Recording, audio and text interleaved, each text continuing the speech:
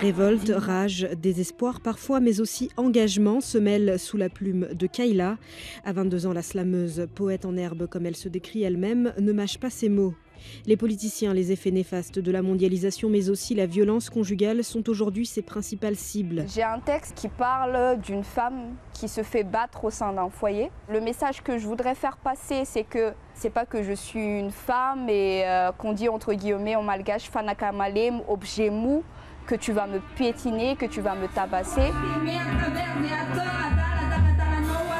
Kayla a commencé le slam à 16 ans. Il y a quelques mois, elle a fait le buzz sur Internet après la diffusion de son premier clip.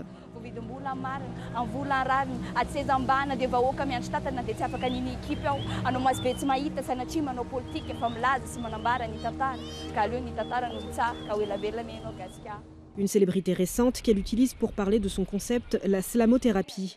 Une fois par semaine, elle se rend dans cette association pour proposer à des mamans précoces de soigner leur mal-être avec les mots. J'aurais aimé avoir une autre vie, ne pas vivre dans le mépris. J'aurais aimé être comme toi, vivre dans une belle maison, des familles cyclones. Nanzar est une des bénéficiaires de l'association.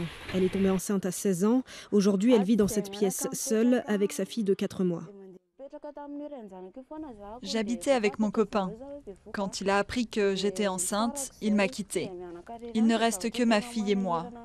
Et ce qui me préoccupe le plus, c'est de devoir trouver de l'argent alors que je suis encore en formation.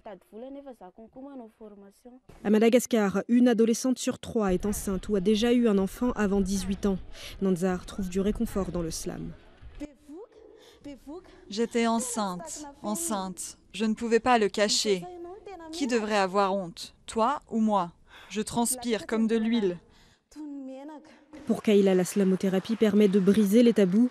Ici, on parle de tout, religion, argent ou encore sexualité.